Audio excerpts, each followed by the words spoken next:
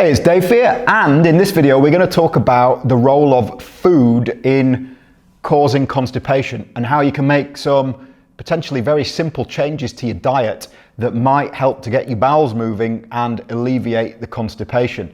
You can then go to your doctor and tell your doctor that your constipation was not a laxative deficiency after all, hopefully. Now, let's have a look at the bad foods first. We said in the last video that there's always this dynamic of having excess amounts of things going into the digestive system that shouldn't really be there, and having a deficiency of the things that should really be there. My experience is that when it comes to digestive symptoms, and that includes constipation, but it also appeals to or applies to bloating and heartburn, acid reflux, diarrhea, irritable bowel syndrome, etc. There's more importance of getting rid of the bad foods than there is of eating the good foods initially. So the fastest response in terms of getting rid of symptoms seems to happen when people stop eating foods that are aggravating the digestive system.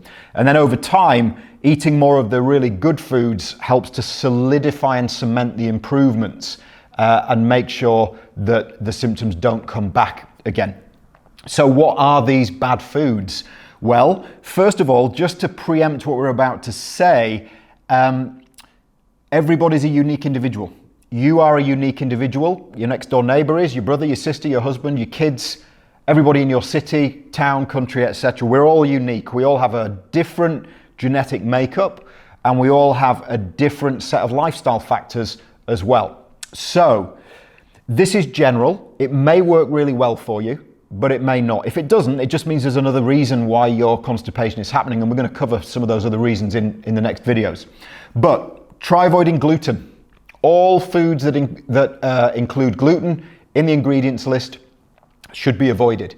That's bread, it's pasta, it's many breakfast cereals, it is cakes and baking and pastry, and a lot of the processed foods that slide in gluten as an ingredient to thicken it up and hold it together and what have you. So gluten is a number one. The reason gluten is so important is it can cause an inflammatory response in the intestine, which affects the nerves and slows things down. In some people, it can speed things up and cause diarrhea, but it might be causing constipation for you if that's what your major problem is.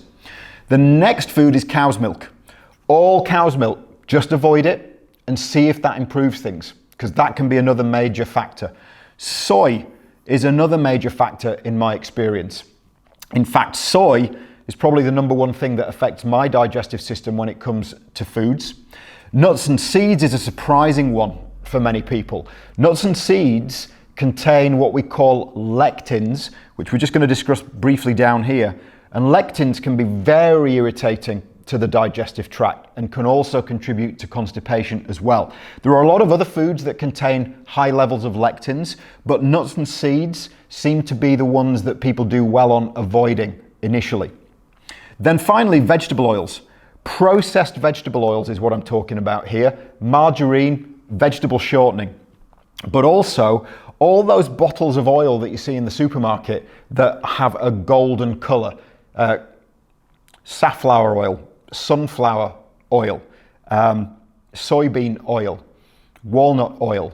Any nut or seed oil tends to be a problem. Canola oil is another big one.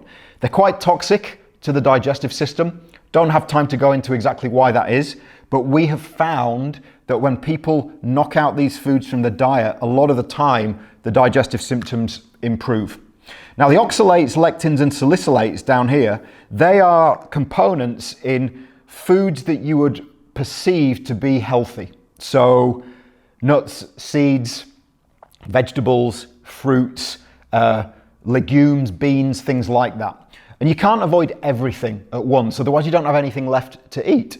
But in some cases, in situations where these foods don't bring any improvements when they're avoided or improve things a little bit but not much, sometimes these guys, the oxalates, lectins and salicylates, need to be considered. And we've got separate video series on all of those substances coming up because they're very important to understand. But my recommendation initially is just to go for these big five and just cut them out and see what happens.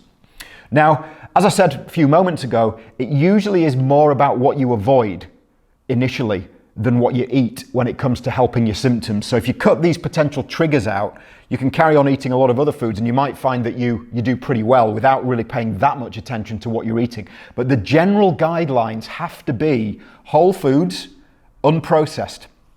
They don't need an ingredients list, right? A banana, an orange, a piece of meat or fish.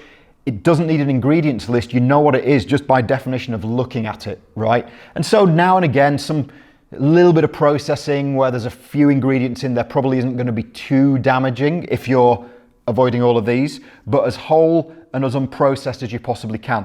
Sometimes fermented food can be helpful. Sometimes it can worsen the situation. So things like pickled vegetables, sauerkraut, kimchi, and also some of the fermented dairy products, they contain a lot of friendly bacteria. And in some people that can be hugely helpful in getting the bowel moving. In some people that can be really damaging and cause problems. It just depends on the individual situation, and it really largely depends on what's going on with the microbiome, what's going on with all the bugs that are living in the digestive system.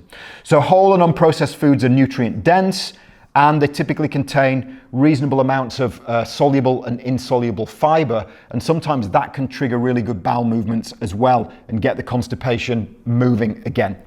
And again, without wanting to be too difficult and too controversial and too confusing, sometimes fiber can cause problems. Sometimes people are eating so much fiber that it's actually backing things up, and so it's a delicate balance. But before you worry about all of that, I would just think about cutting these foods out of your diet first and see what happens. If it doesn't make any difference, don't worry. There's just another underlying reason, maybe another level deep. If you're peeling out, imagine peeling the layers of the onion back. There's another layer that needs to be addressed rather than the foods, okay? So, hope this has been helpful. Give this a try, avoid these foods, leave your comments in the video below, let us know how you get along. And if you would like some individual help in trying to figure all of this out for yourself, please don't hesitate to contact us, arrange an initial consultation and a case review so that we can help you figure this out. Look forward to talking with you on the next video, where we're going to talk about the microbiome, the good bugs, the bad bugs, and how the balance of those can actually create constipation as well. And I will see you on the next one. Cheers.